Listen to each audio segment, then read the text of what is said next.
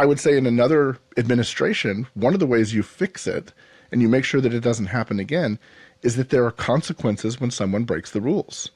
You fire somebody, right? You fire multiple people. There seems to be no appetite for that in this administration. And so I don't have great confidence that this is going to be fixed.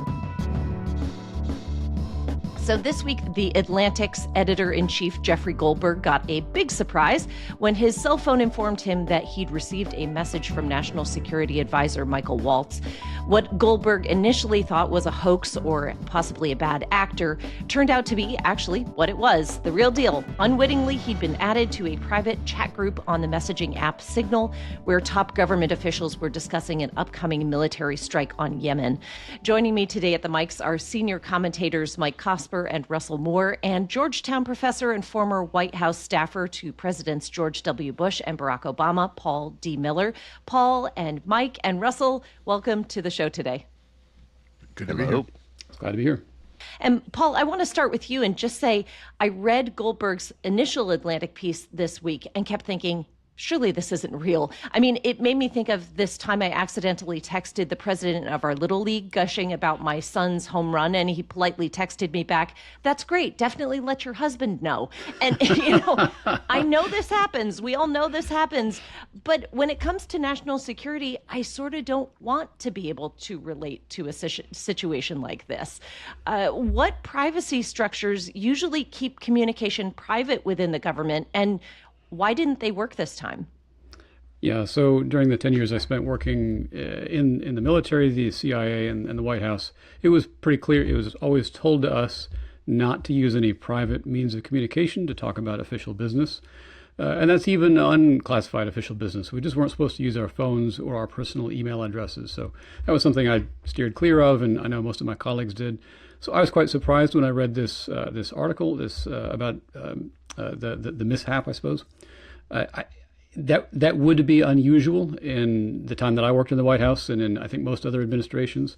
I do think this kind of thing is a bit more normal in this administration and in their first term. They're just more used to working outside of official channels in a more freewheeling nature is the best way I can put it. So, Paul, is it a freewheeling administration, or is that we as a general population have become very comfortable with the almost seamlessness of online life and real life? Sure. I think you could say that there's more permeable boundaries in life as a whole after the pandemic or during the pandemic when we all had Zoom and were working from home. The boundaries between work and home life blurred. So maybe that's something.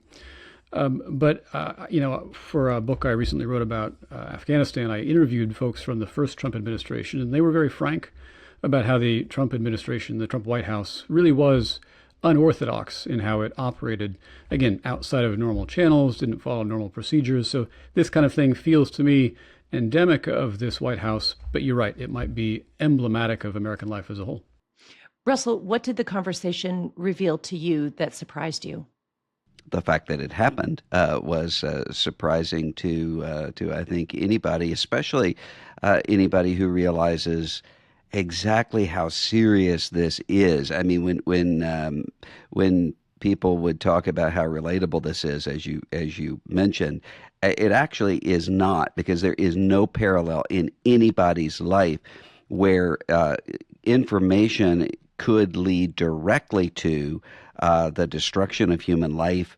The fact that just knowing that we have access to all of this conversation back and forth. What do the Russians have? What do the Chinese have? I mean, there are just so many implications here that make it shocking.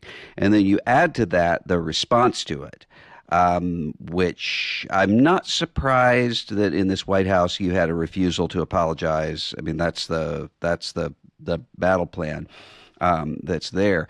But saying there are no war plans happening here, there was nothing confidential happening here, knowing that Jeff Goldberg has whatever the conversation is. It was almost taunting him to release it. He didn't want to. I mean, obviously, he kept saying it's not right to release all of this information, but they made it very clear, we want you to. I mean, that was shocking and surprising in and of itself. So it seemed like just a confluence of incompetencies here in a way that one is really stunned to see taking place. Paul, how do you respond to those comments that we've heard from the government saying this wasn't classified information? It's okay for Jeffrey Goldberg to share this. Legally speaking, the president has declassification authority, so that if he says it's not classified, it therefore isn't. Looking at the text messages, I'm fairly confident that normally this would be considered classified information. Again, judging from the time I spent dealing with lots of classified information in the government. So it would be and should be considered classified. Of course, the president has the authority to declassify it. I want to both share Russell's concern that this happened and say that it shouldn't happen. We should expect our government to live up to higher standards of operational security and good judgment. I worked with somebody, Mike Waltz. He and I worked together on the NSC 15 years ago. I do have high regard for him and for Secretary Marco Rubio. I would want to see them more effectively reining in some of this administration's looser instincts. I'll put it that way. I'm not sure that's happening right now, but that's what my hope has been these last 3 months. Well, it can't happen when they're blaming Jeff Goldberg for somehow accidentally inviting himself into the chat. I mean, that's what perhaps is the most alarming part about all of this, is that there isn't a wait, what were we thinking sort of a moment, even if it's not said publicly. But we're looking into this. We're going to make sure that everything's safe and secure. But instead, to suggest, to give the implication that somehow Jeff Goldberg found a way to be, as Mike Waltz put it, sucked into the chat. I mean, that doesn't happen even on our little text threads that we all have in regular life. It certainly doesn't happen in a national security conversation about an attack on an enemy. So that is what gives me a lack of confidence that there's much happening to prevent something else happening in the future. And I'll just add to that as well. I feel like they're playing with fire when they talk like that about Jeffrey Goldberg, because it invites a kind of hate and violence towards Goldberg, who did nothing wrong. I mean, we have the screenshots where it says Mike Waltz invited you to the chat. Like, what happened is not a mystery. It's quite clear what happened. Why it happened, how his name got, into the mix, got attached to whatever the phone number was, whatever it was. We don't know the answer to that question. But when it comes to kind of the culpability and agency that led to this, that's extremely clear. It's also extremely clear that one of the things that we have seen with this administration and its most loyal and rabid followers is that they have no problem showing up at conferences, showing up at homes, showing up at workplaces, and harassing people that have been labeled enemies. I mean, Trump has long called the media the enemy of the people. And I worry for what the implications are for Goldberg if he's made out to be this enemy of the state that snuck into this top secret chat, which is the way it's being framed by some on the right now. Paul, would you consider Secretary Pete Hegseth to be one of those loose ends that needs reining in? I think yes. I don't know as much about his background as I know some of the others, but I know that compared to past secretaries of defense, he does have an unorthodox background, some military experience, but not of the caliber from, for example, Bob Gates or Don Rumsfeld or Ash Carter or Chuck Hagel. And so, yes, I think his instincts are among those that concern me. Tulsi Gabbard, I'd rank up there as well as among the more concerning members of this administration. But we'll see how it plays out. Every administration is a tug of war between different personalities and different ideologies. In Trump's first term, in the first 2 years, You had people like General Mattis and General McMaster, who I think were able to exercise that restraining influence. In the last 2 years, we saw a quite different Trump administration. And I'm afraid that right now what we're seeing is a continuation of those last 2 years. And that I do find quite concerning.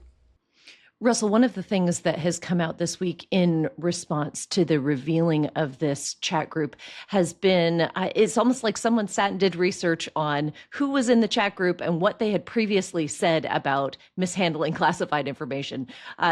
Reporters have been pulling comments from Tulsi Gabbard from the past, John Ratcliffe. Is this similar or different to these other situations they have referred to, such as Hillary Clinton using an unsecured server or those boxes in the bathroom at Mar-a-Lago? Well, in this case, it's really a parable of the larger problem in American life with this sort of extreme retribalization when it comes to just even processing what is happening. So you end up with a situation where first, in the impulse seems to be in American life, wherever anybody is situated, first to figure out personally, is this one of the good guys or the bad guys in my schema before I determine whether or not the action is right or wrong. And then to find out what are the talking points that I'm supposed to give in order to kind of wave this away and to make this be no big deal. And we've seen that repeatedly all over the political spectrum and the cultural spectrum in American life. And this is one more example of it. So it really shouldn't be surprising to us now to see somebody getting caught having some situation and then having the tribes line up exactly the way that they ordinarily would. I mean, that's part of the deeper sickness. Paul, as I read these news reports this week, it just made me nervous. Should the easy access to classified information, or perhaps just important information that should not be public to others, however you want to describe it, should this make me worried about the safety of Americans, not just the safety of Americans who may be going into war, American servicemen or women who are assigned to particular missions, but are Americans in general less safe if something like this can happen? Yes. That's the short answer, yes. I could multiply examples. I think the most dramatic one I can give about why it's important to protect secrets and find out our rivals' secrets is the famous story of the Battle of Midway in World War II. The United States had cracked Japanese military codes. We could read their traffic, which means we knew exactly where they were, and that enabled us to win that battle, turn the tide, and win the war. Imagine that in reverse.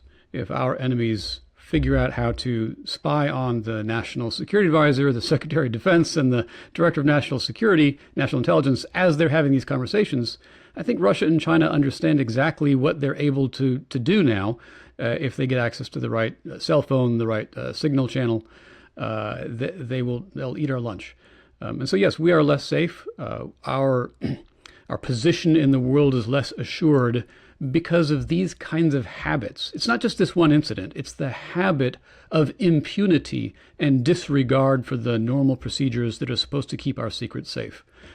And just to be clear, this is a bipartisan thing. It was 10 years ago. We had an NSA contractor, Edward Snowden, who published an enormous trove of classified information about how the NSA operates. That was terrible. So this has been going on for a long time.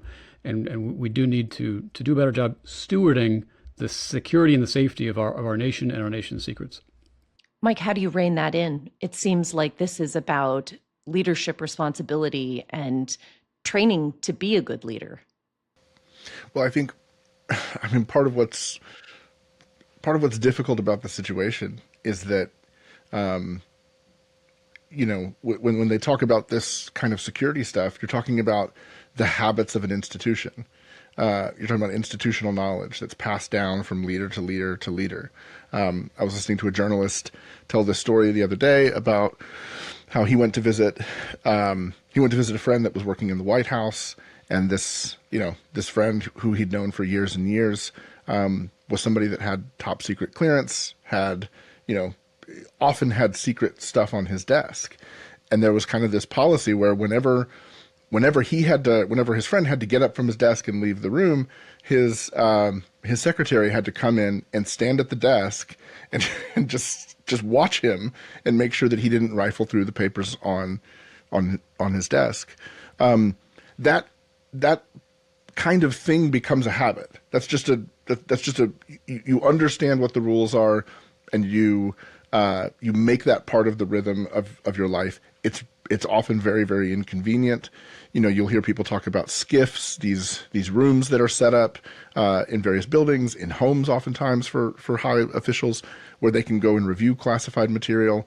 Some officials have the ability to set up like a temporary skiff where it's like, I'm not exactly sure what it is, but I imagine it's something like a pop-up tent or something. I don't know. But where they can sort of disappear into these things and review classified materials. It's incredibly irritating, right? When you're used to the convenience of communication that we have on our phones now.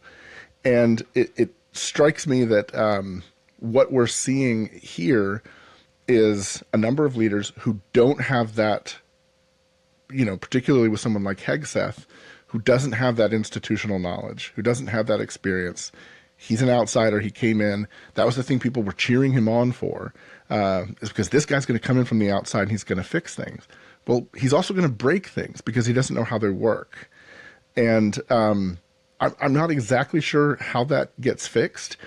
I would say in another administration, one of the ways you fix it and you make sure that it doesn't happen again is that there are consequences when someone breaks the rules. You fire somebody, right? You fire multiple people. There seems to be no appetite for that in this administration. And so I don't have great confidence that this is going to be fixed because number one, we don't see the institutional knowledge that can be preserved for the future on it. And we don't see the will to exercise discipline when the rules get broken. Listen to the full episode wherever podcasts are found.